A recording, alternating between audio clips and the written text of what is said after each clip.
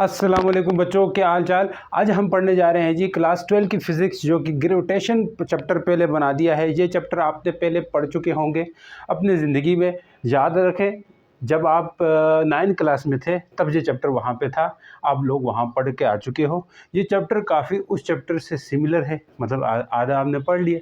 मतलब थोड़ी सी चीज़ें यहाँ पे एडवांस होंगी, लेकिन वो इतनी वो नहीं है, आपको समझ आ जाएगी।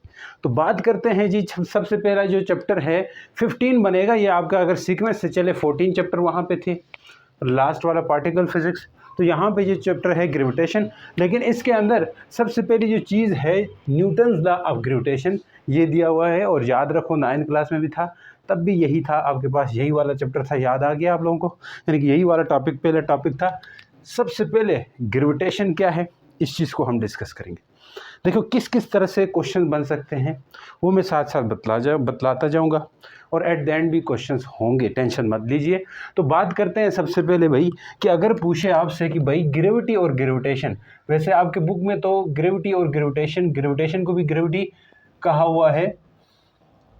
बास आथर्स कहते हैं आसानी सिंप्लिसिटी के लिए कि ग्रेविटेशन को भी ग्रेविटी का नाम देते हैं, लेकिन है ग्रेविटी और ग्रेविटेशन में क्या फ़र्क है, अगर पूछे एग्ज़ाम में क्वेश्चन तो इसको ज़रा हम आंसर करने वाले हैं, इसके लिए तैयार रहो। तो एक तरफ है ग्रेविटेशन, एक तरफ है ग्रेविटी, ऊपर दिखाई पड़ रहा होगा। ज़रा ग्रेविटेशन बच्चों जैसी होती है कि ये फोर्स ऑफ अट्रैक्शन, चाहे ग्रेविटेशन या ग्रेविटी की फोर्स है, ये अट्रैक्टिव होती है, आपको पता है, ये हमेशा रिपल्सिव नहीं होती है। अगर किसी ने इलेक्ट्रोस्टैटिक वाला चैप्टर पढ़ा है और जिनको आता है, तो ये चैप्टर उनके लिए हलवा है, मैं बता रहा हूँ आपको। ये उसी तरह का है, बस वहाँ पर अगर क्या था, चार्ज था, तो यहाँ पे चार्जेस थे, वहाँ पे तो यहाँ पे मेस होंगे, इतनी सी फ़र्क है, और कुछ ऐसा नहीं है। तो ग्रेविटेशन क्या है जी, बेसिकली ये फोर्स ऑफ अट्रैक्शन है। मैंने कहा ना, चार्ज के बीच में जो फोर्स होती है वो अट्रैक्टिव भी हो सकती है, रिपल्सिव भी हो सकती है, लेकिन मैसेज के बीच में फोर्स हमेशा अट्रैक्टिव होगी। तो force of attraction between two objects, दो ऑब्जेक्ट्स के बीच में, force of attraction between two objects in this universe, यानी कि इस यूनिवर्स के अंदर जो फोर्स ऑफ अट्रैक्शन है किसी भी दो ऑब्जेक्ट्स के बीच में, वो आपके पास ग्रेविटेशन है। यस, सही सुना। लेकिन दूसरी तरफ जो ग्रेविटी है बच्चों, ये स्पेशल केस है, किस चीज़ का, स्पेशल केस ऑफ ग्रेविटेशन है। क्या मैं बता रहा हूँ, यानी कि ग्रेविटेशन ही कह सकते हो ग्रेविटी को, लेकिन ये अर्थ से एसोसिएटेड है, मतलब अर्थ का ताल्लुक है, ज़मीन का ताल्लुक है इसके साथ ग्रेविटी का। बाकी ग्रेविटी को ग्रेविटेशन कह सकते हो, लेकिन बाज़ जगह आसानी के लिए ग्रेविटेशन को भी ग्रेविटी का नाम दिया जाता है। तो ग्रेविटी का लफ्ज़ सिर्फ और सिर्फ अर्थ के लिए दिया है कि वैसे है ये ग्रेविटेशन ही है, लेकिन हम प्यार से ग्रेविटी कहते हैं अपनी ज़मीन के लिए। तो ये क्या बात हुई जी, तो ये भी फोर्स ऑफ अट्रैक्शन ही है। क्या चीज़, फोर्स ऑफ अट्रैक्शन है, लेकिन इसकी डेफिनेशन थोड़ी और तरह से करेंगे। फोर्स ऑफ अट्रैक्शन, ग्रेविटी की डेफिनेशन किसी और तरह अगर पूछ लेते तो आंसर दे दीजिएगा।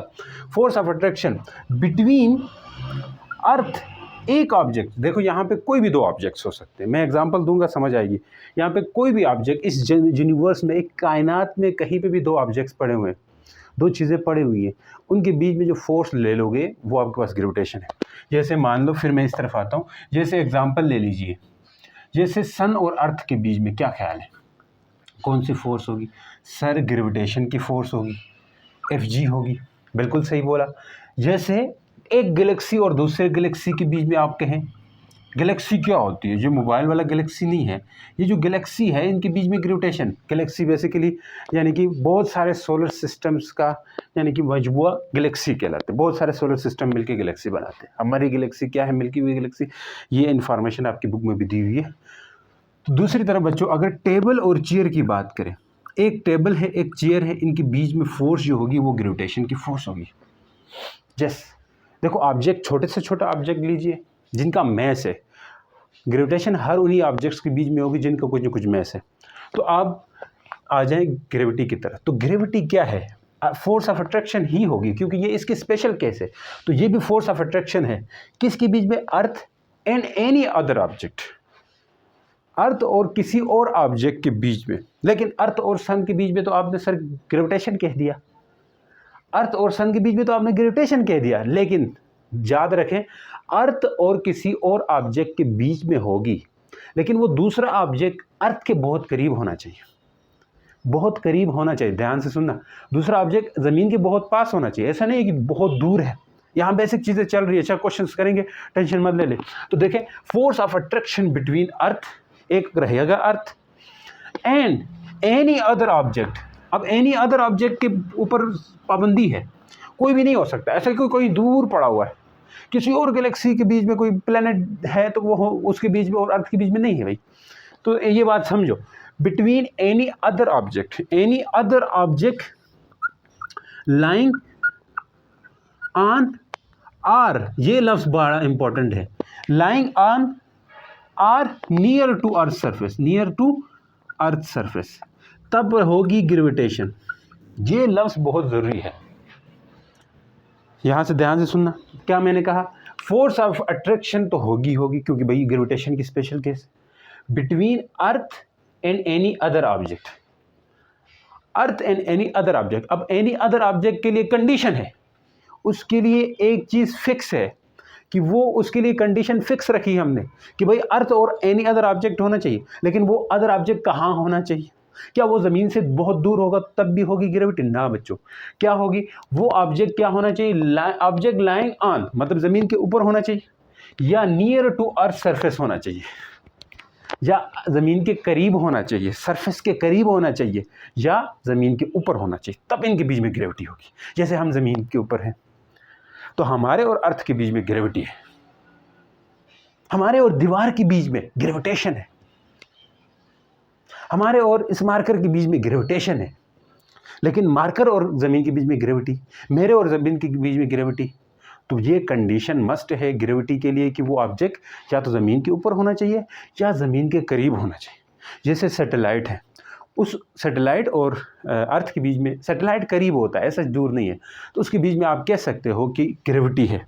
या कोई फ्री फॉलिंग ऑब्जेक्ट है, फ्री फॉलिंग ऑब्जेक्ट जो ज़मीन के करीब फ्री फॉल कर रहा हो, ज़मीन की तरफ गिर रहा हो, और उस और अर्थ के बीच में जो होगी वो भी क्या होगी बच्चों, ग्रेविटी होगी। मुझे लगता है आप लोगों को समझ आ गई ग्रेविटी और ग्रेविटेशन। एकदम क्लियर है? बताओ, एकदम क्लियर है? लेक्चर का रिस्पांस लाजमी बताना, सर लेक्चर में ये कमी थी, आप ये चीज़ भी ऐड कर दीजिए, हमें ये चीज़ समझ नहीं आई। एकदम मतलब खुल के बोले, खुल के बोले। तो समझ गए हो यहाँ तक? अब कुछ बुक के अंदर इन्फॉर्मेशन है कि भाई हमारे जो अर्थ है वो गैलेक्सी, मिल्की वे गैलेक्सी के अंदर होता है बेसिकली, और हमारे अर्थ और मिल्की वे गैलेक्सी के बीच में जो डिस्टेंस है वो 2600 लाइट ईयर दिया हुआ है, और एक लाइट ईयर जो है ना बच्चों वो होता है 9.6 10 की पावर 15 मीटर। मतलब लाइट ईयर का मतलब है ये कोई डिस्टेंस है, फासला है, वो डिस्टेंस, वो फासला जो ज़मीन, जो लाइट, सूरज की रोशनी एक साल के अंदर जितना, अगर सूरज की रोशनी को जहाँ से छोड़ दिया जाए वो चलती जाए चलती जाए चलती जाए, एक साल में जितना फासला तय करेगी वो लाइट ईयर होगा। तो क्यों सर इतना बड़ा? सूरज की स्पीड तो एक सेकंड के अंदर आप लिखते हो ना 3 लाख किलोमीटर होती है, ऐसा आपने सुना होगा कि इतनी स्पीड होती है, फिर भी एक साल के अंदर क्यों, एक सेकंड के अंदर क्यों नहीं लिया जाता है? एक साल के अंदर इसलिए क्योंकि जो स्पेस है, खाली जगह है आसपास, हमारे ज़मीन से बाहर जब जाएंगे ना, ज़्यादातर जगह खाली पड़ी हुई है, और इतनी ज़्यादा जगह खाली पड़ी हुई है कि जिसकी हद ही नहीं है। तो इस दुनिया, इस कायनात, इस यूनिवर्स ज़्यादातर स्पेस है। तो स्पेस इतना बड़ा है, खुला है, कि इसके अंदर लाइट को सालों लगते हैं ट्रेवल करने में। बस आइडिया हो गया होगा, एयर युग पूछने वाली चीज़ नहीं, इसलिए मैं इस पर नहीं बात करूँगा। जो बात करने की चीज़ है उसके ऊपर आते हैं। Newton universal law of gravitation, हमारा मेन मकसद Newton universal law of gravitation है। तो इस पर टाइम क्यों बर्बाद कर रहे हैं सर? ग्रेविटेशन और ग्रेविटी में फ़र्क तो होना चाहिए। अब आगे मैं बोलूँ ग्रेविटेशन, तो बुक में खैर ग्रेविटी लफ्ज़ यूज़ किया गया है, तो मत डरना भाई, बाद लोग सिंपलिसिटी आसानी के लिए कर लेते हैं, तो हमारे बुक वाले ने भी यही चाहा, हमारे बुक में ऑलरेडी सिंपलिसिटी ही सिंपलिसिटी। तो सबसे पहले Newton universal law of gravitation. अब जिसको इलेक्ट्रोस्टैटिक का पता है, वहाँ पे हमने कहा था दो चार्जेस अगर पड़े हुए हैं आर डिस्टेंस पे, तो उन दोनों के बीच में जो फोर्स होगी वो इलेक्ट्रोस्टैटिक फोर्स होगी, वो इन दोनों चार्जेस के बीच के प्रोडक्ट पे डिपेंड करती है। यहाँ पे भी सेम यही चीज़ है, यानी कि फोर्स ऑफ अट्रैक्शन, यानी कि कोई भी दो ऑब्जेक्ट्स हैं। अब यहाँ पे चार्जेस है तो यहाँ पे ऑब्जेक्ट्स होंगे या पार्टिकल्स कहलाएंगे, जिसका मेस होता है। तो इस दुनिया के अंदर एक चीज़ देखी गई है, कायनात के अंदर हर पार्टिकल दूसरे पार्टिकल को अट्रैक्ट करता है, जिस फोर्स से, वो फोर्स होती है ग्रेविटेशन की फोर्स। ऐसा है कि नहीं? यहाँ हमने पढ़ा है शुरू में। अब ये जो every object in this universe attract any other object with a force, that force is the gravitation. अब वो जो ग्रेविटेशन की फोर्स है वो बच्चों डिपेंड करेगी m1 और m2 मैस के प्रोडक्ट के बीच में। सही सुना आपने? इन दोनों के प्रोडक्ट पे डिपेंड करेगी। कैसे? तो एक ऑब्जेक्ट है ये m1, दूसरा ऑब्जेक्ट ये रहा m2, इनके बीच का डिस्टेंस, हाय हाय एक ऊपर एक नीचे हो गया, इनके बीच का जो डिस्टेंस है वो रहा r डिस्टेंस। इतनी बात समझ गए?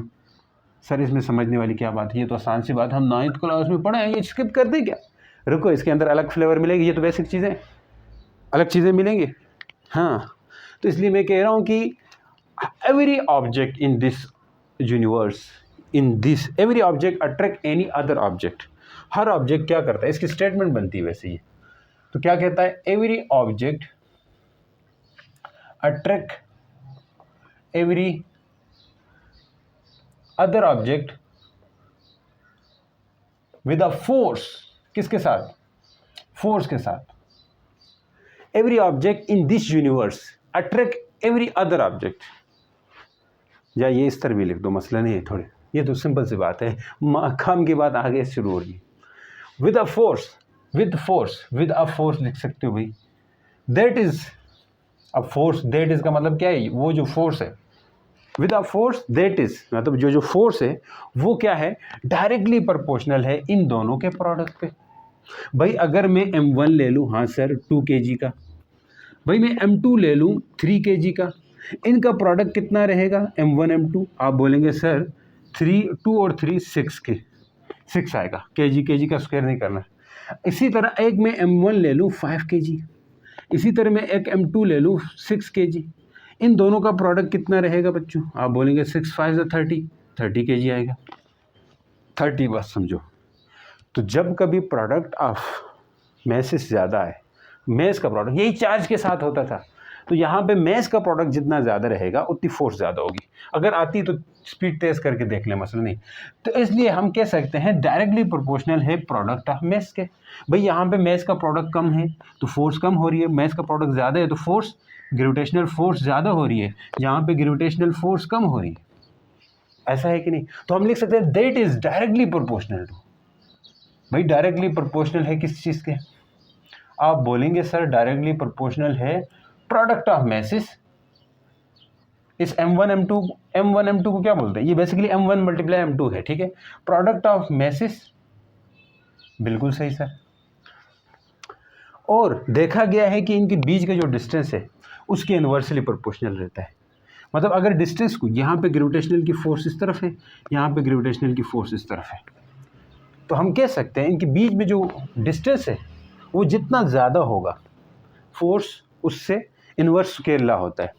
अगर डिस्टेंस के स्क्वायर के इन्वर्सली प्रोपोर्शनल है। कैसे, मैं बताता हूँ।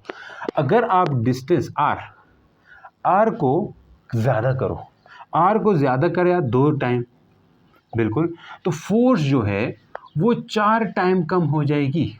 ग्रेविटेशनल फोर्स 4 टाइम कम हो जाएगी।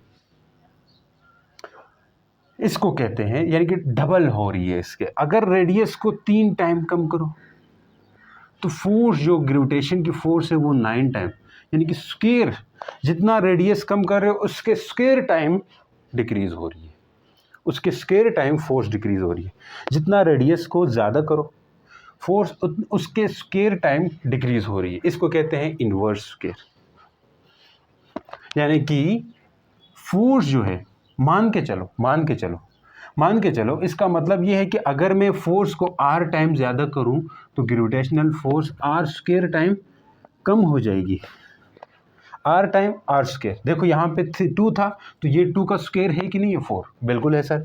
3 था तो ये 9 3 का स्क्वायर है कि नहीं?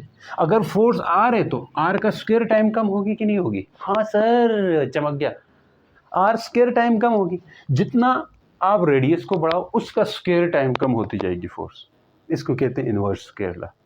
तो हम कह सकते हैं डायरेक्टली प्रोपोर्शनल है product of mass and inversely proportional. इस चीज़ को, इस ये आखिरी वाली बात को हम ऐसे इन्वर्सली लिख सकते हैं,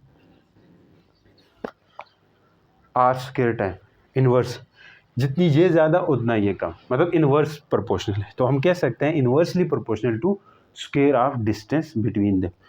भाई ये डिस्टेंस बिटवीन चार्ज है ना, आर तो क्या है, डिस्टेंस बिटवीन चार्ज है, तो इसलिए हम कह सकते हैं एंड इन्वर्सली प्रोपोर्शनल टू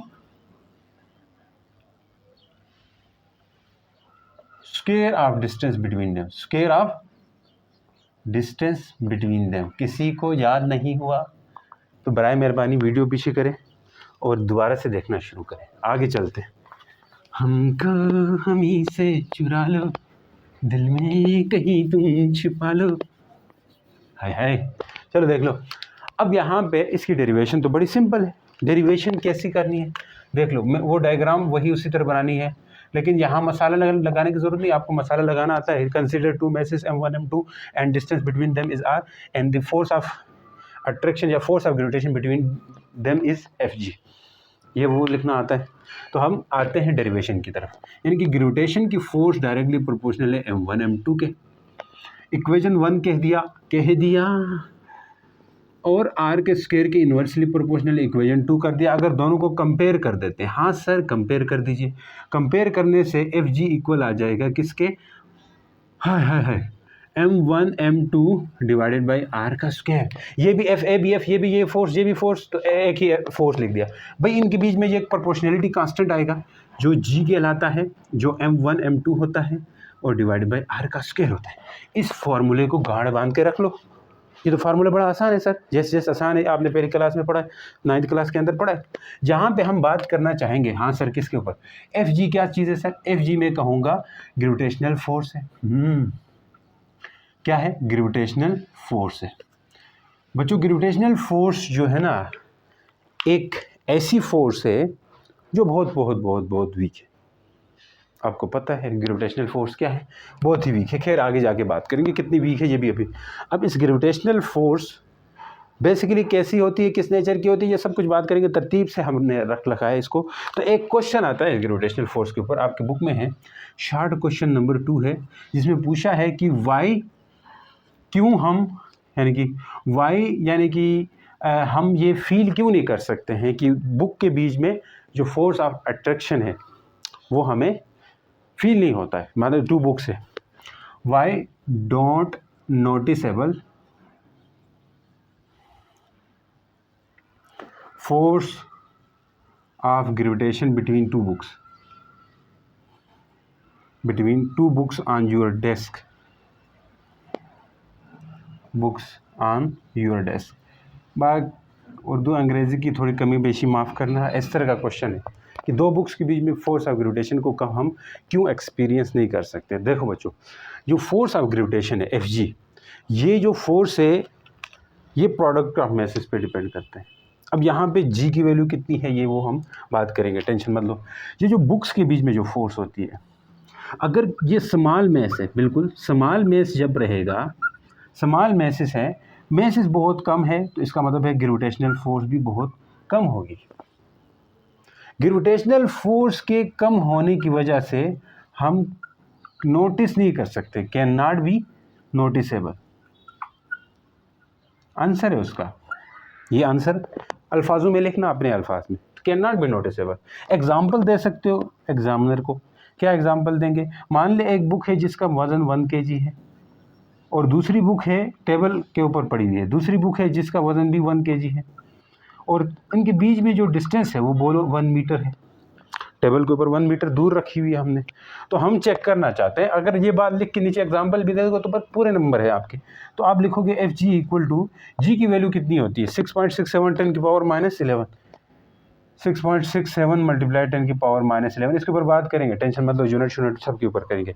तो G M1 M2 R square, आ जाओ, G की वैल्यू 6.67 होती है 10 की पावर -11 और M1 1 है और M2 भी 1 है, नीचे R का स्क्वायर होता है तो 1 का स्क्वायर कर दीजिए। तो फोर्स कितनी आ गई, जितना G है उतनी आ गई, -11 न्यूटन। और ये कितनी कम फोर्स है पता है, बहुत कम फोर्स है।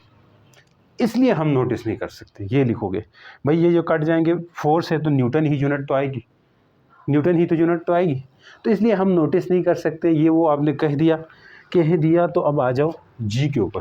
भाई जी क्या चीज़ है सर, जी क्या चीज़ है? तो आप कह दोगे सर जी कुछ भी नहीं, ये आपके पास ग्रेविटेशनल कांस्टेंट है, या जिसे आप प्रोपोर्शनल कांस्टेंट कह सकते हो। जी क्या चीज़ है, ध्यान से सुनना, जी क्या है? जी आप कह दोगे ग्रेविटेशनल कांस्टेंट, कह दिया। जी क्या है? Gravitational constant. अब जी ग्रेविटेशनल कांस्टेंट अगर है, हाँ बिल्कुल है, तो इसकी जो वैल्यू होती है जी, वो होती है 6.67 10⁻11 न्यूटन मीटर स्क्वायर पर केजी का स्क्वायर। कैसे वैल्यू आई हमें उससे काम नहीं है, बड़ी लंबी कहानी है इसकी भी, तो उस पर नहीं जाएंगे। भाई ये यूनिट कैसी आई इसके ऊपर हम बात कर सकते हैं, क्योंकि यूनिट हमारी काम की है। अगर हमें यूनिट से रिलेटेड डायमेंशन वगैरह पूछते हैं तो वो भी हमें आ जाना चाहिए। F G equal to GM1M2 by क्या था, आर स्क्वायर।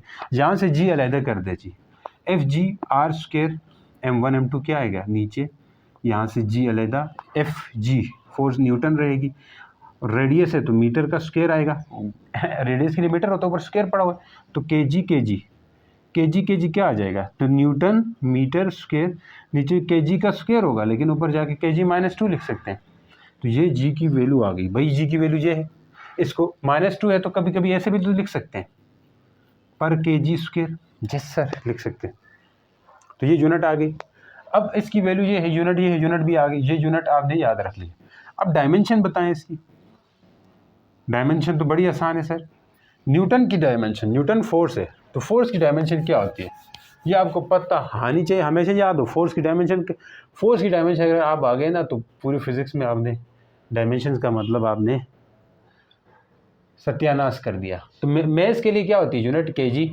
एक्सेलरेशन की यूनिट मीटर पर सेकंड होती है, स्क्वायर से मीटर पर सेकंड स्क्वायर होती है, ये तो सबको पता है।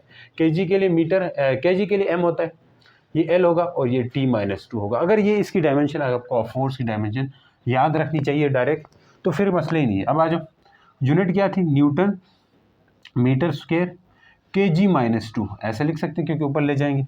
न्यूटन के लिए ML-T-2 कर दिया, आ जाए।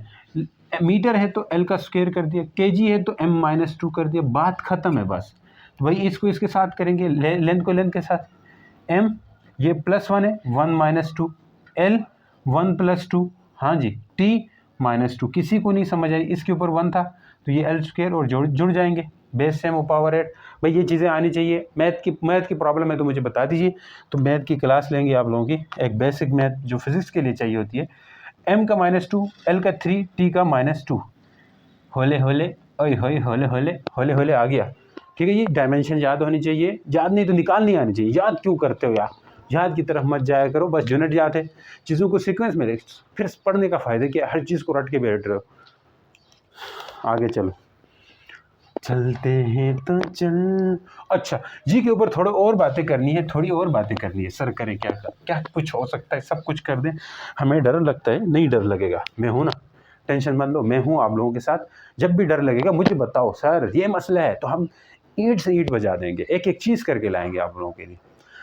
पिछले साल तो हमने आखिर में स्टार्ट लिया था कि बाद में पता चला कि भाई बुक भी आ गई, शुरू में किए थे फिर बीच में डीएक्टिव हो गए, मतलब बुक से हमने कहा चल खैर है जो भी, आखिर में आगे जज्बा आ गया, चल पढ़ाना है।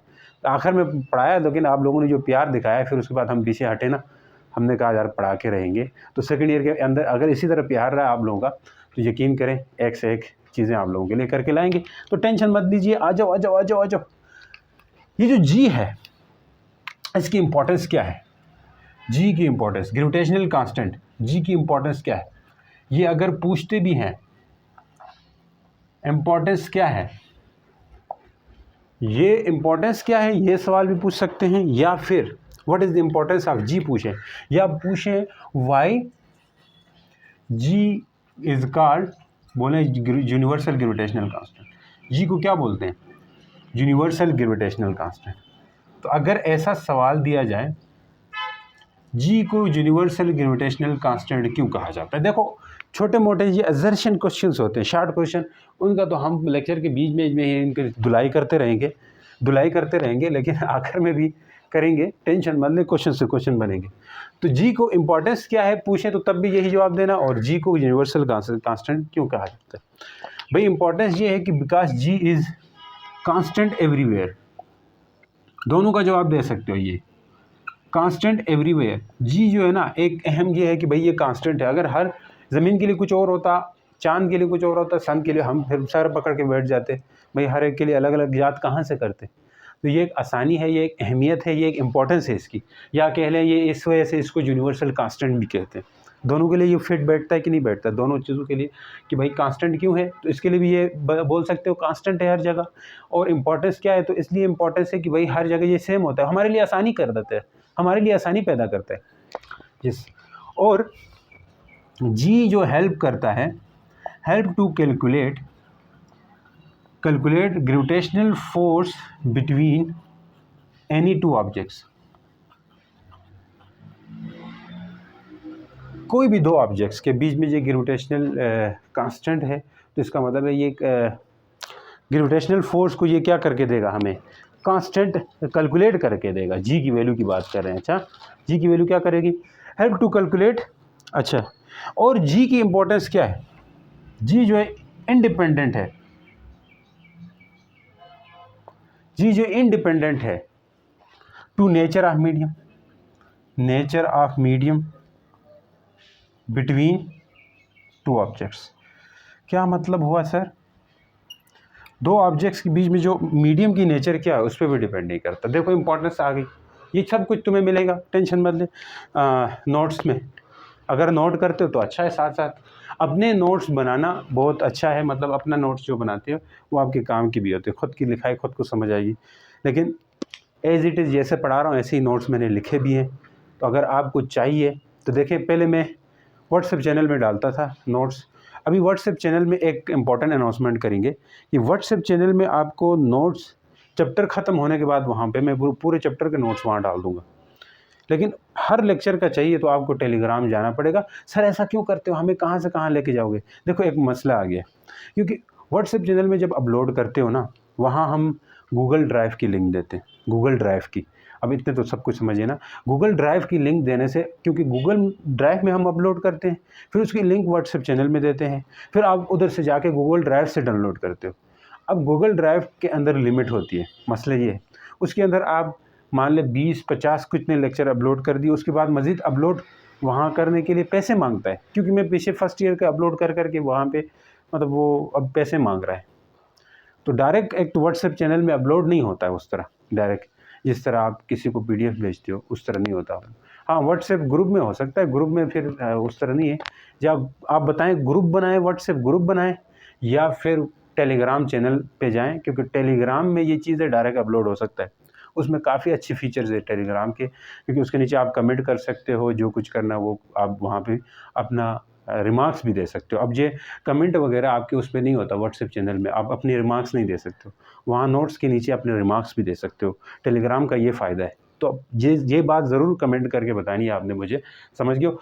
तो आ जाएँ, तो ग्रेविटेशनल कांस्टेंट की बात हो गई जी, इम्पोर्टेंस की बात होगी। अब ये जो यूनिवर्सल ग्रेविटेशनल न्यूटन यूनिवर्सल क्या है यार, Newton law of universal gravitation है, इसकी कुछ लिमिटेशंस है, वैलिडिटी है, तो उसे हम लिमिटेशन या validity of Newton universal law of gravitation. बहुत सारी बातें ऐसी है जो आपकी बुक की नहीं है, अच्छा पढ़ा रहा हूँ लेकिन इंपॉर्टेंट है, इसलिए कहीं पे ये नहीं लिखा होगा कि इसकी इंपॉर्टेंस क्या है, तो लेकिन पूछ सकते हैं, इसलिए मैंने बता दिया। तो validity of Newton's universal law of gravitation, Newton's बस जो भी है लॉ ऑफ ग्रेविटेशन जो भी है, तो इसकी वैलिडिटी ये है कि ये एप्लीकेबल है फॉर पॉइंट मेसिस के लिए। किसके लिए है? एप्लीकेबल है पॉइंट बेसिस के लिए। एक दूसरा, इसके अलावा नहीं होता है ये वैलिडिटी, कहाँ वैलिड है, इनके लिए वैलिड है। और इसके अलावा स्फेरिकल मेस सिमेट्री, ये क्या बात है, मतलब ऐसे मैसेज के लिए एप्लीकेबल है जो स्फेरिकल हो, नियरली स्फेरिकल, जैसे अर्थ नियरली एक स्फेयर एलिप्टिकल है लेकिन स्फेरिकल की तरह है, कहते हैं ना, तो जैसे चांद है तो गोल है, स्फेयर की तरह है, तो उनके लिए एप्लीकेबल है। जैसे अगर मैं चाहूँ ये मार्कर और मेरे बीच में ग्रेविटेशन बताओ, मार्कर का मेस और मेरा मेस, भाई ये सिमेट्रिकल नहीं है, मैं ना गोल हूँ ना मार्कर गोल है, तो मेरे और मार्कर के बीच में फोर्स ऑफ ग्रेविटेशन निकालना बहुत इम्पॉसिबल है प्रैक्टिकली, लेकिन हम फिर भी निकालते हैं। ये बॉडी का मैच ये, तो वो हम अपने कंसेप्ट के लिए, अदरवाइज एक एक्सपेरिमेंटली मेरे और मार्कर के बीच में फोर्स ऑफ ग्रेविटेशन फाइंड करना बहुत मुश्किल था। क्यों मुश्किल था? क्योंकि देखें ये जो F equal to G m1 m2 है, ये G ऐसे ही नहीं लगाया न्यूटन ने। क्योंकि पहले जो force of gravitation experimentally measure की जाती थी ना, वो एक्सपेरिमेंटली जो फोर्स थी और जो मैथमेटिकल जो फोर्स थी, इनमें आसमान ज़मीन का फ़र्क और ये बराबर नहीं होती थी। EXP एक्सपेरिमेंटली और मैथमेटिकली आंसर बराबर नहीं आते थे। यानी कि जिससे मेजर की जाती थी फोर्स ऑफ ग्रेविटेशन, उसकी वैल्यू और मैथ जो कॉपी के पेज के ऊपर जो आप इस फार्मूले को लगा के फोर्स ऑफ ग्रेविटेशन फाइंड करते हो, उसका आंसर और ये आंसर मैच नहीं करता था। बड़ा मसले थे उनके लिए। फिर उन्होंने क्या किया कि ये जी इंट्रोड्यूस कर दिया, तो जी की वजह से ये सारा जो एरर था, जो मसला था, वो ख़त्म हो गया। एक कहानी है, समझने को समझो। तो इसलिए मैं यहाँ पे बता रहा था कि ये वैलिडिटी इतनी नहीं है कि हर चीज़ के ऊपर आप ये Newton universal law of gravitation लगाओ, लेकिन लगाने को लगाते हैं। हम बुक के अंदर न्यूमेरिकल भी आते हैं, इसलिए लगाते हैं ताकि बस हमारा कंसेप्ट स्ट्रांग बने। ऐसा कुछ नहीं है। आ जाए, अब ज़रा मैं बात करना चाहूँगा इन्वर्स स्क्वायर लॉ की, क्योंकि यहाँ से आगे इन्वर्स स्क्वायर लॉ आपके बुक में तो दिया हुआ है। इन्वर्स स्क्वायर लॉ, तो जो फोर्स ऑफ ग्रेविटेशन है बच्चों, फोर्स ऑफ ग्रेविटेशन वो इन्वर्स स्क्वायर लॉ को ओबे करती है। इन्वर्स स्क्वायर फोर्स है ये। ग्रेविटेशनल फोर्स क्या है? इन्वर्स स्क्वायर फोर्स है। मतलब आपको यही शुरू में बात हमने की थी कि कैसे इन्वर्स स्क्वायर फोर्स है, क्योंकि हमें पता है कि रेडियस के इंक्रीज़ करने से, ध्यान से सुनना, रेडियस के इंक्रीज़ करने से ग्रेविटेशनल फोर्स डिक्रीज़ हो जाती है। अब कितनी होती है वो हमने देखा। इन्वर्स स्क्वायर लॉ की तरफ जा रहे हैं, ठीक है। अब यहाँ पे लिखो, because the gravitational force is inverse square force as by increasing the radius the gravitational force is decreases. How much, कितनी जाती है, कितनी डिक्रीज होती है, आपको पता है कितनी डिक्रीज होगी, वो आपको पता है। जैसे मान के चलो, एक आखिर में रिजल्ट लगेंगे, जैसे मान के चलो अगर हम रेडियस को इंक्रीज कर दें 2 टाइम, तो फोर्स ऑफ ग्रेविटेशन डिक्रीज होगी 4 टाइम। ये हमने शुरू में भी बात की थी, याद है। रेडियस को इंक्रीज करें 3 टाइम, तो फोर्स ऑफ ग्रेविटेशन डिक्रीज हो जाएगी 9 टाइम। यही तो चलता जा रहा है। अगर 4 टाइम करें तो 16 टाइम डिक्रीज हो जाएगी। इतनी बात समझ आ। इसका मतलब है यहाँ जब 2 है तो इधर ये उसका स्क्वायर हो रहा है, यहाँ 3 है तो इधर 3 का स्क्वायर हो रहा है। इसका मतलब है अगर r टाइम में इंक्रीज करूँ तो gravitational force r square time decrease हो जाएगी। सही समझे आप? r स्क्वायर टाइम डिक्रीज हो जाएगी। इसलिए हम कह सकते हैं F is inversely proportional to r square. ये चीज़ हमें आती है? यस सर, आती है तो चल तू मेरे साथ में, दे दे साथिया हाथों में हाथ। ये पुराना गाना है भाई, आजकल नए गाने आते हैं, वो सुना करो तुम लोग। अच्छा देख लें, अब यहाँ से r स्क्वायर के इन्वर्सली प्रोपोर्शनल है। इस चीज़ को ज़रा मैं ग्राफिकली भी शो किया जाता है, हम वो करते हैं। आ जाए, ये है आपके पास, एक तरफ फोर्स है, एक तरफ रेडियस है। मान के चलो जब जहाँ पे था तब फोर्स F थी, यहाँ पे मान के चले कम है, यहाँ पे फोर्स का 4था हिस्सा, यहाँ पे फोर्स का 9वां हिस्सा, 9 टाइम डिक्रीज होगी। यहाँ पे थी तो उस वक्त r, यहाँ पे थी तो 2r, यहाँ से अब 3r डिक्रीज हो रही है। ध्यान से सुनना, ये एक डायग्राम बनानी है। जब देखो, जब फोर्स डिस्टेंस r था उस वक्त फोर्स F थी, F equal to Gm1m2/r। Force r थी, डिस्टेंस r था तो फोर्स F थी। डिस्टेंस r फोर्स F, मतलब नीचे से भी जाएंगे इधर से ठा उधर से भी मिलाएंगे, ये तो आना पॉइंट्स मिलाना आता होगा। आगे गए ऊपर और इधर से इधर पॉइंट इधर। जब फोर्स, ध्यान से सुना, जब फोर्स क्या होगी, जब रेडियस 2 टाइम हो गया तो फोर्स 4 टाइम, यानी कि F/4 हो जाएगी। F/4 डिक्रीज को ऐसे ही बोल सकते हैं। तो यहाँ से चले, जहाँ से चलें तो शाम तक, न चलें तो आम तक। देखो भाई 4 टाइम डिग्रीज को f/4 भी तो लिख सकते हैं। ये आगे जाके करेंगे, आप टेंशन मत लो, आगे ये चीज़ें आएगी। कितनी डिग्रीज ये वाली आपको वैसे आनी चाहिए, कैसे आता है फिर भी देख लो यार। फिर बोलेंगे ये सर तो फिर पढ़ाने का स्टाइल ही बदल दिया तूने, पहले तो आप इतना अच्छा पढ़ाते थे, अब क्या हुआ। m1 m2 ऐसा मत कहो। r को हमने डबल किया 2r, फोर्स क्या होगी देखो, जो नई फोर्स है वो डिक्रीज होगी 4 टाइम 2r का स्क्वायर। तो भाई क्या होगा इक्वल टू, यहाँ से 4r बनना है, क्या बनना है 4r स्क्वायर। भाई इस 4 को खिसका के बाहर कर दीजिए, 1/4 और g m1 m2 by R square. ये क्या है, ये पुरानी फोर्स है नहीं, यानी कि f प्राइम 1/4f लिख सकते हैं। हाँ सर समझ गए, तो इसलिए मैंने ये 1/4f किया है। तो यहाँ पे आएगा। अब तीसरी दफ़ा करोगे 1/9f आएगा, क्योंकि ये यहाँ पे आएगा, तो ये चीज़ इसके आगे जाना होगा, इसके साथ जाना होगा। तो भाई जब आप इन दोनों को मिलाओगे ना, दिल से दिल मिलाए जरा, आए हाय, ये इस तरह हो जाएगी। f is inversely proportional to R square. ये इन्वर्स स्केला है, ये इन्वर्स स्केला है। बस पहुँच गए आखिर में, आखिरी लम्हात है, मत डरना। अब बात क्या करना चाहेंगे सर आप? मैं बात करना चाहूँगा स्पेशली कुछ important feature of gravitational force. Gravitational force की कुछ इम्पॉर्टेंट अहम बातें हैं, वो करते हैं। वो क्यों करेंगे हम, उसकी एक वजह है, क्योंकि अगर वो करने से आपको क्या मिलेगा, वो करने से आपकी बहुत सारी MCQs आपके साल हो जाने, मैं बता रहा हूँ MCQs साल हो जाएंगी।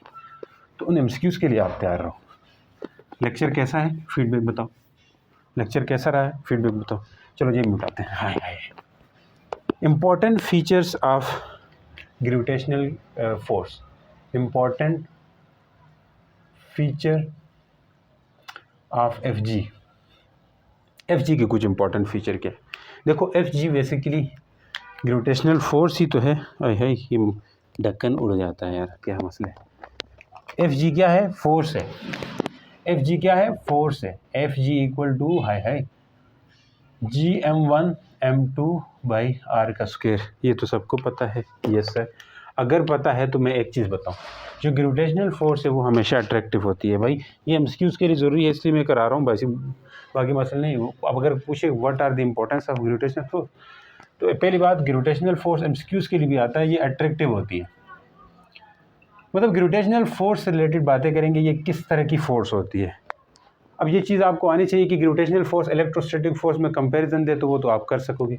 दूसरी बात, जो ग्रेविटेशनल फोर्स होती है बच्चों, ये वैनिश हो जाती है, ख़त्म हो जाती है एट इन्फिनिटी। इन्फिनिटी मतलब यहाँ पे R बहुत ज़्यादा हो। इन्फिनिटी कौन सी जगह होती है, इमेजिनरी जगह होती है, वहाँ पे ग्रेविटेशनल फोर्स 0 होती है और वाल ये फोर्स होती है। तीसरी बात, ग्रेविटेशनल फोर्स जो है वो इलेक्ट्रिक फोर्स से क्या होती है, वीक होती है। ग्रेविटेशनल फोर्स, अब ये जिसकी तरफ मुंह है वो बड़ा है ना। Electrostatic force is greater than gravitational force, जो कि लगभग 10⁻³ से लेकर 10⁻40 तक, बस 40 लिखते हैं 39 लिखते हैं तक वीकर होती है। Gravitational force is 10⁻39 to 40 time weaker then electrostatic force, बहुत वीक होती है। अब इसके वीक होने के ऊपर एक क्वेश्चन भी है बुक में, वो हम बाद में बताएंगे क्वेश्चंस करवाते हुए, अभी टाइम लगेगा। नेक्स्ट बात दूसरी तीसरी होगी। दूसरी बात वैनिश होती है कहाँ पे, उसमें। अब तीसरी चौथी बात क्या करेंगे जी, ग्रेविटेशनल फोर्स जो है वो कंजर्वेटिव फोर्स। अब तुम में से हर कोई फर्स्ट ईयर पढ़ के आया है, कंजर्वेटिव फोर्स वो होती है जो पाथ इंडिपेंडेंट होती है। भाई कहाँ से भी लेके जाओ वर्क डन वही होता है, तो ग्रेविटेशनल फोर्स एक कंजर्वेटिव फोर्स है। नेक्स्ट बात क्या करेंगे, जो ग्रेविटेशनल फोर्स है वो इंडिपेंडेंट रहती है। क्या मतलब, independent of nature of medium. Nature of medium, अब इसके ऊपर भी बहुत सारे बातें की गई है, मैं बताता हूँ। Nature of medium between two objects. भाई दो ऑब्जेक्ट्स के बीच में जो मीडियम होगा, मान ले दो आपने सफ़ेर रखे हैं, उनके बीच में फोर्स ऑफ ग्रेविटेशन देखते हैं, हवा में क्या होगी, पानी में क्या होगी, वही की वही होगी। भाई डिपेंड नहीं करेगी। अब चार्ज का ये मसला था ना कि वो डिपेंड करता था परमिटिविटी पे, कि कहाँ पे रखें वो चार्ज, ये तो आप लोगों को आता होगा। तो ये भी इंडिपेंडेंट है भाई, नेचर ऑफ मीडियम नहीं है। मान ले दो पहाड़ के बीच में आप पानी भर दिया, दो बाल हैं या दो कोई भी में से ब्लॉक है, मान लें दो ब्लॉक है, हवा में रखें, उनके बीच में की रोटेशन इतनी है, पानी के अंदर रखो फिर भी इतनी है, बस इतनी सी बात है। नेक्स्ट बात, जो फोर्स ऑफ ग्रेविटेशन है वो इंडिपेंडेंट रहती है, इंडिपेंडेंट रहती है किस चीज़ के ऊपर? Independent of other masses, presence independent of presence of other masses, presence of other masses. मतलब क्या है, दो ब्लॉक है, उनके बीच में जो ग्रेविटेशन है वो कम नहीं होगी किसी तीसरा ब्लॉक रखने से। देखो ध्यान से, चार्ज के अंदर ये चीज़ होती थी, दो दो दो दो ब्लॉक रखें, दो ब्लॉक रखें, अब एक तीसरा ब्लॉक ला के रख दिया, तो उन दो ब्लॉक के बीच में जितनी ग्रेविटेशन थी वो कम या ज़्यादा नहीं होगी वो तीसरे ब्लॉक की वजह से, ये मतलब है। समझ गए हो कि नहीं? अब नेक्स्ट बात, सेवंथ वाली बात, जो ग्रेविटेशनल फोर्स है बिटवीन टू ऑब्जेक्ट्स, ये बातें समझ आ रही? Two objects is always central force, ये हमेशा क्या होती है? सेंट्रल फोर्स होती है। क्या मतलब है ये?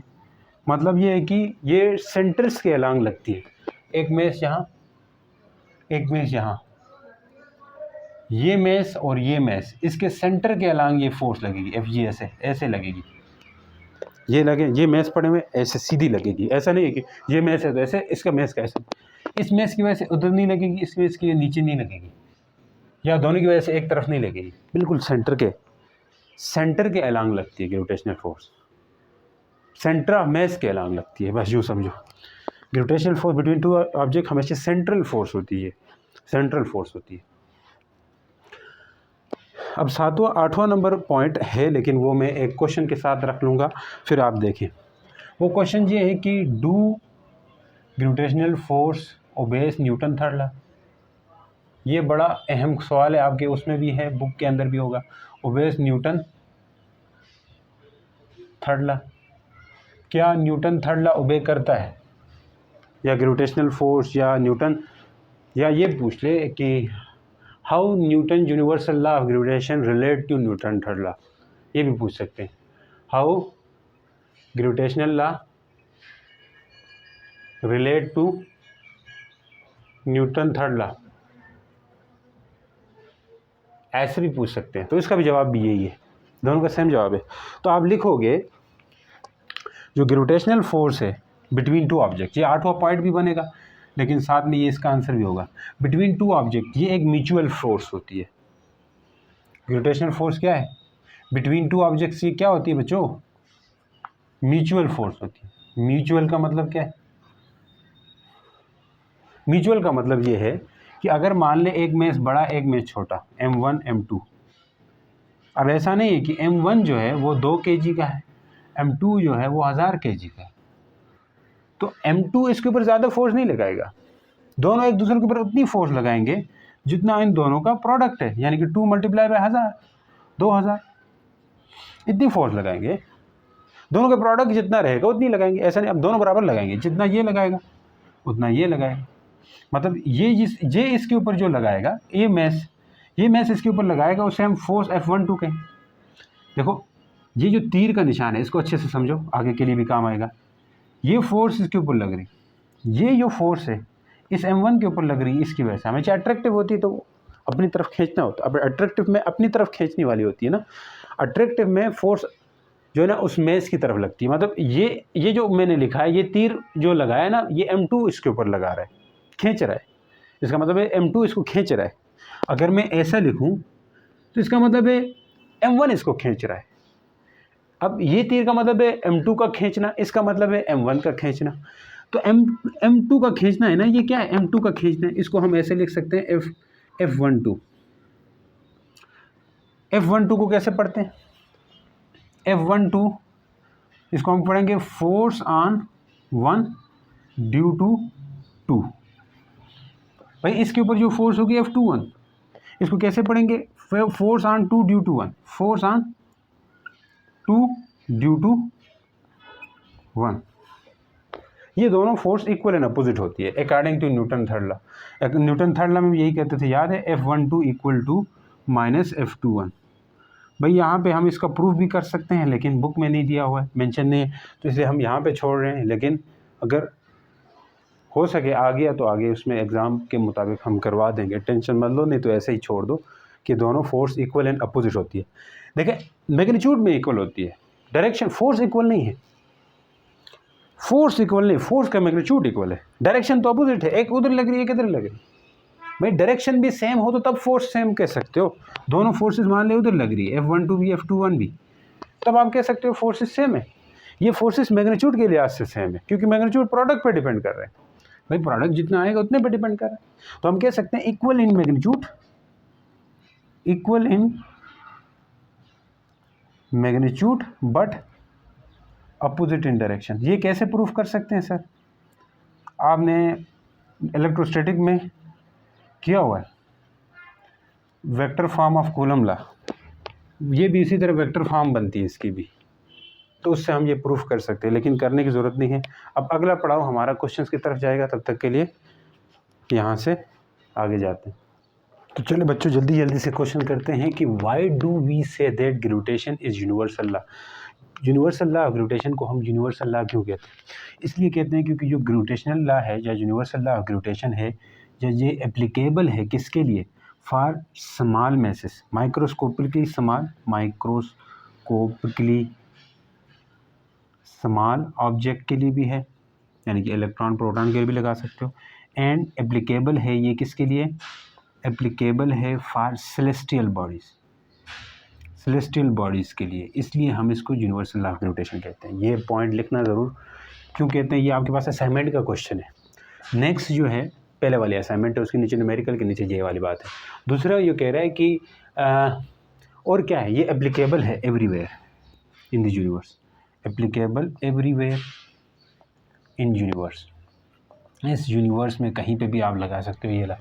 टू आइडेंटिकल, अब एक और क्वेश्चन था, हाँ, टू आइडेंटिकल बाल्स हैं, मैस 1 kg ईच है, डिस्टेंस 1 मीटर, ग्रेविटेशन की फोर्स कितनी होती है? बड़ी आसान है, ये आपने पढ़ा भी है, अभी मैंने करवाया भी था।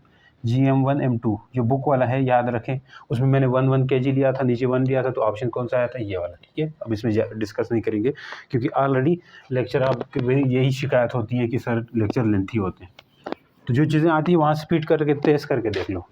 Y can gravitation not account for formation of molecule, gravitational की फोर्स मैसेज के लिए तो लगती है, लेकिन ये मालिक्यूल क्यों नहीं बनाती है? तो आप लिखेंगे ग्रेविटेशनल फोर्स जो है ना रिस्पॉन्सिबल नहीं है, किसकी जिम्मेदार नहीं है जी? फॉर फॉर्मेशन ऑफ मालिक्यूल बनाने के लिए। मालिक्यूल कब बनेगा? जब एटम आपस में कंबाइन होंगे, फॉर फॉर्मेशन ऑफ मालिक्यूल, यानी कि मालिक्यूल के लिए ये एप्लीकेबल नहीं है। क्यों है? एक बात क्योंकि जो इलेक्ट्रोस्टैटिक फोर्स है, हमने कहा था इलेक्ट्रोस्टैटिक फोर्स ज़्यादा बड़ी फोर्स है ग्रेविटेशन फोर्स के, लगभग 10⁻39 टाइम स्ट्रॉन्गर फोर्स है, ये कहो इलेक्ट्रोस्टैटिक। अब स्ट्रॉन्गर फोर्स होने की वजह से जो इलेक्ट्रोस्टैटिक फोर्स है वो बाउंड करती है इलेक्ट्रॉन्स एंड प्रोटॉन्स को, बिल्कुल करती है। इसकी वजह से इलेक्ट्रोस्टैटिक फोर्स रिस्पॉन्सिबल है, न कि ग्रेविटेशनल फोर्स केमिकल बॉन्ड बनाने में। ये बॉन्ड इसी की वजह से बनते। देयरफॉर आप कह सकते हो Fg जो है वो नॉट रिस्पॉन्सिबल। भाई इन लफ्ज़ों को आप मिला के एक अपनी अंग्रेज़ी बना सकते हो, कोई मसला नहीं। आ जाओ।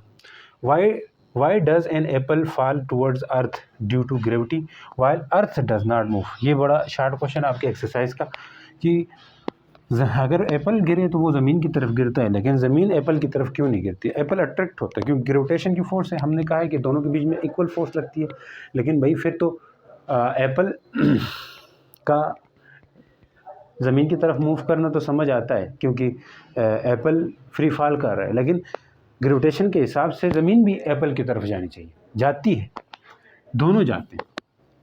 जो ग्रेविटेशनल फोर्स है बिटवीन एप्पल एंड अर्थ वो क्या होती है? सेम होती है, इक्वल होती है। फिर तो दोनों मूव कर इक्वल है, तो इक्वल का मतलब है अट्रैक्टिव है। अट्रैक्टिव होने का मतलब है दोनों फोर्स लगाएंगे, बराबर लगाएंगे। बट एप्पल मूव करता है टुवर्ड द अर्थ, क्यों करता है? क्योंकि मैस का चक्कर है। देखें कि हमें पता है F = ma होता है, अगर मैं a लिखूँ तो ये किसके बराबर हो गया? F/m। अब ये यहाँ पे एक्सेलरेशन जो एप्पल का है वो, और फोर्स जो बराबर है फोर्स मैस ऑफ एप्पल, यही लिख सकता हूँ। इधर आ जाओ, एक्सेलरेशन जो अर्थ का है इक्वल टू फोर्स जो मैस जो अर्थ का है। अब ध्यान से सुनना, बड़ा इंटरेस्टिंग बात है। मैस ऑफ एप्पल क्या है? अब ध्यान से, मेस ऑफ एप्पल बहुत कम है तो एक्सेलरेशन क्या होगा, बहुत ज़्यादा होगा। मेस ऑफ अर्थ बहुत ज़्यादा है तो एक्सेलरेशन क्या होगा, बहुत कम होगा। इन्वर्सली प्रोपोर्शनल दिखाई पड़ रहा है Newton second law, according to Newton second law. इसलिए ज़मीन का एक्सेलरेशन होता है, मूव करती है, लेकिन बहुत थोड़ा, नॉट नोटिसेबल। इसलिए आप कह सकते हो कैन नॉट बी नोटिसेबल। अच्छा, अब एक इम्पॉर्टेंट चीज़ है, मैं यहाँ पे एक चीज़ अनाउंस करूँगा बच्चों, कुछ क्वेश्चंस मैं आपको दूंगा प्रैक्टिस के लिए, वो ज़रूर प्रैक्टिस करना। टेलीग्राम चैनल में फ़ोटो मिलेगी, वहाँ से प्रैक्टिस करो। इन क्वेश्चनों को हम DDQ बोलेंगे। क्या नाम है उसका, क्वेश्चनों का नाम क्या है, DDQ। DDQ मतलब डायनामिक, हमारा channel drill question, dynamic drill question, ये आपको मिलेंगे DDQ वहाँ पे। तो इसी तरह ही रिलेटेड क्वेश्चंस होंगे, MCQs होंगे, उनको करेगा, उनको कर देना है आपने, क्योंकि उससे आपकी प्रैक्टिस रिवीजन होती रहेगी। मैं बता रहा हूँ important. Force in each case, force बतानी है हर केस में, कैसे बतानी है। देखो, अगर मेस M है, एक मेस, देखना ध्यान से, यहाँ से मैं ये मिटा रहा हूँ, वीडियो लेंथी ना हो, बस मेरी यही कोशिश होती है शॉर्ट कम टाइम में आपको समझाऊँ। R है, अगर मेस M2 है, इनके बीच में फोर्स क्या होगी, यही force Gm1 M2 by R²। अगर मेस M1 है, फोर्स रेडी, अगर डिस्टेंस 2R हो गया तो फोर्स क्या होगी, फोर्स क्या होगी, जो नई फोर्स है वो होगी M1 M2 2R का स्क्वायर। देखो Gm1 M2 4R का स्क्वायर हो जाएगा। तो जो F नई फोर्स होगी वो 1/4 time of Gm1 M2 by R² कर सकते हैं। ये क्या है, F prime equal to F/4 है, 4 टाइम डिक्रीज हो जाएगी। अब ये पूछ सकते हैं अगर डिस्टेंस को डबल किया जाए तो फोर्स 4 टाइम कम होगी। ऑप्शन दे सकते हैं 2 टाइम, 4 टाइम ज़्यादा होगी, 4 टाइम कम होगी। तो ऐसे ऑप्शन आपने कर देना है, समझ गए। मैं और भी करवाता हूँ, ठहरो, ऐसे तो नहीं पकेगा आप लोगों से, ऐसे तो चीज़ें नहीं होंगी। कुछ को तो समझ आ रही होगी, कुछ को नहीं आ रहा है। मेरे यहाँ पे हर बच्चे इंपॉर्टेंट है, जिसको आता है वो भी, जिसको नहीं आता है वो भी इम्पोर्टेंट है। इसलिए मैंने सबको देख के चलना होता है। जिनको आता है भाई ये वाला आगे कर लो। मान ले यही मेस है, लेकिन अभी अब 4 टाइम कम कर दिया, 4 टाइम ज़्यादा कर दिया डिस्टेंस, तो जाहिर सी बात है 3 टाइम कर दिया, तो फोर्स क्या होगी, जो नई फोर्स है Gm1 M2 3R² का whole square, 3R whole square, भाई 1/9 F आएगा। आप जानते हो ना, ये उस तरह, इसी तरह होगी, मतलब 9 टाइम डिक्रीज हो जाएगी। आप समझ गए हो, M1 है और इसको मैं हाफ करूँ, R/2 करूँ M2, अब क्या होगा ये मैं ज़रा करवा के बताता हूँ। Gm1 M2 R/2 का स्क्वायर, देखो बच्चों Gm1 M2 divide by R²/4, ये थर्ड में तो ऊपर फेंक सकते हो, 4 Gm1 M2 R², ये 4 टाइम्स डिक्रीज होगी। F prime equal to 4 time of F, 4 time बढ़ेगी। इसी तरह M1 और M2 के बीच में जो डिस्टेंस है वो 3 टाइम कम करो, तो फोर्स क्या होगी, जो नई फोर्स है वो 9 टाइम क्या हो जाएगी, इंक्रीज हो जाएगी। इस तरह की चीज़ें अब मैं क्वेश्चन में दूंगा और यहाँ पे नहीं कराता। अब और देख लो, और देख लो, ये ऐसे तो बच्चों वाली खेल है, ये बच्चों वाले खेल है सारे। खेल मचा दिया तूने, दिल से चुरा लिया तूने। देखो, द अर्थ मेस, अर्थ का मेस है revolve around the sun with angular velocity. ये हमने रोटेशनल वाला चैप्टर में एंगुलर वेलोसिटी ये हमने प्रूफ भी करती है। ओमेगा कितना है, 2 × 10⁻⁷ रेडियन पर सेकेंड। ज़मीन का जो मैस है बड़ा M से लिखते हैं, जो कि 6 × 10⁻24 kg है। आगे चलो, कैलकुलेट अर्थ रेडियस। देखिए, देखो जिस ऑर्बिट में वो घूम रहा है, क्या घूम रहा है अर्थ, वो ऑर्बिट ये यानी कि रेडियस है, ये 1.5 10⁻, इतना दूर है। यानी कि इसको अगर पूरी तरह करें तो ये क्या बनेगा, 10⁸ 10⁻3 और आ जाएगा, तो 1.5 10⁻11 हो जाएगा। अगर हम 8 तो 9 10 11, अगर इसको पॉइंट को आगे लेके जाएं तो 15 आएगा और 10⁻10 आ जाएगा। इतना मीटर डिस्टेंस है। देखो पूछ क्या रहे, force exerted by sun on earth. Sun ज़मीन के ऊपर कितना फोर्स लगाएगा। मान लीजिए सन है, इसके गिर्द ज़मीन घूम रहा है यहाँ पे, और इनके बीच में जो रेडियस है वो 15 × 10⁻10 है, ये हमने निकाला है। और बाकी चीज़ें अब देखो, सन जब ज़मीन के ऊपर फोर्स लगाएगा तो वो जो ग्रेविटेशनल की फोर्स है वो सेंटीपिटल फोर्स की इक्वल होगी। सही सुना भाई? सेंटीपिटल फोर्स क्या होती है? G M V square by R के बराबर होगी। ग्रेविटेशनल फोर्स इसकी इक्वल होगी। एम वी की जगह क्या लिख सकते हैं? आपने पढ़ा है आर ओमेगा लिख सकते हैं।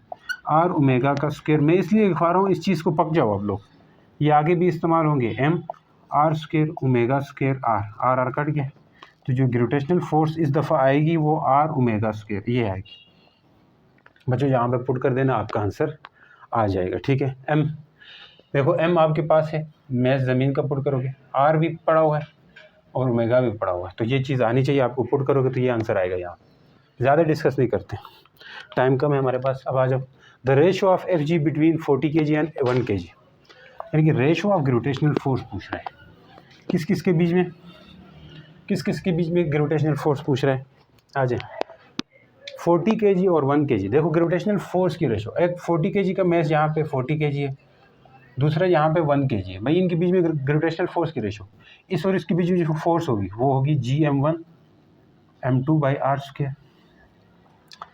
देखो दोनों इक्वल और अपोजिट होती है, ऐसा है कि नहीं? इसकी वजह से इसके ऊपर तो मैं हम लिखेंगे G 40 multiply 1 divide by R square. अब क्या है हमें नहीं पता, इसकी वजह से भी जो होगी वो क्या होगी? 1 मल्टीप्लाई बाई 40 होगा, जी तो उसी तरह आएगा।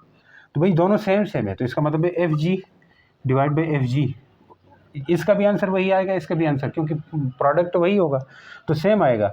ऊपर भी वही, तो दोनों कैंसिल हो जाएंगे।